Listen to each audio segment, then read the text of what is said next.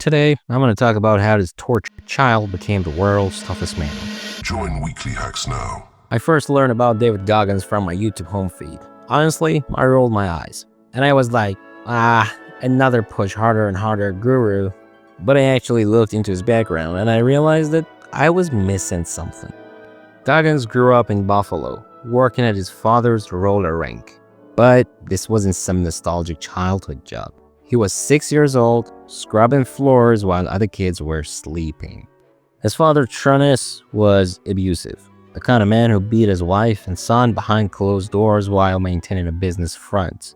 When David was 8, he tried to protect his mother during one of these beatings. Toughness turned on him. David learned to take punishment without making a sound, because crying only made it worse. They eventually escaped to Indiana, but the damage was done.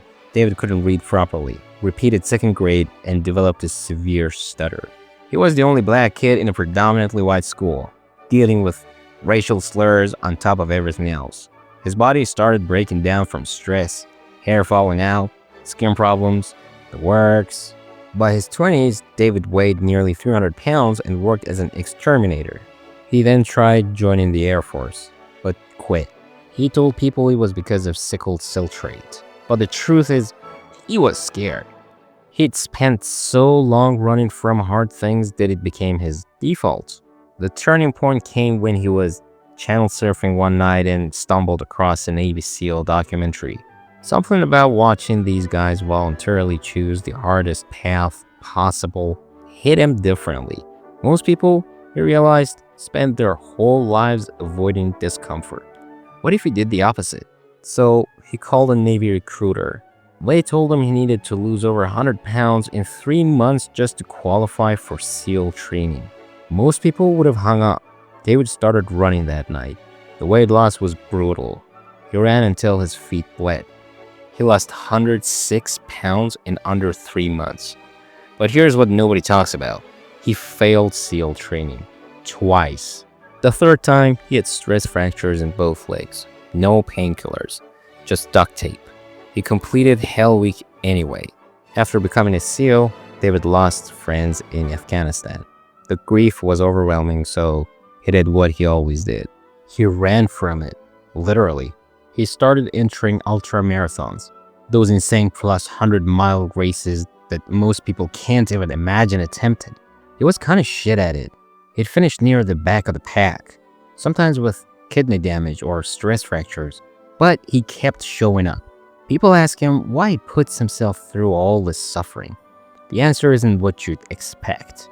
Through all that pain, the childhood abuse, the military training, the endless races, David discovered something.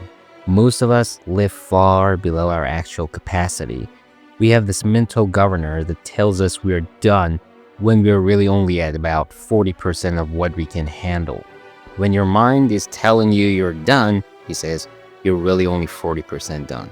The fascinating part is how this philosophy changed his relationship with his father. Years later, David confronted him, not for closure or forgiveness, but to understand.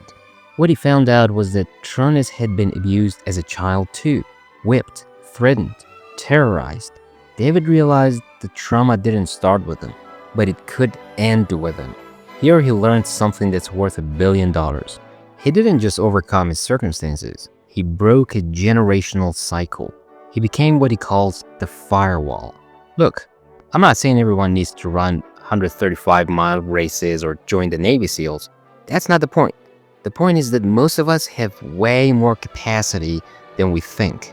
We just never test it because testing it hurts.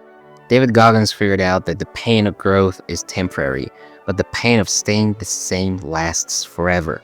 The guy still wakes up at 3 a.m. to train, not because he has to anymore, but because that's who he chose to become. Someone who doesn't negotiate with discomfort. It's not inspirational in the feel-good way. It's more like looking at someone who decided to rewrite their entire operating system, line by line, through sheer force of will. And maybe that's why his story sticks with people. In a world full of shortcuts and life hacks, here's someone who chose the hardest possible path and found something real on the other side of it.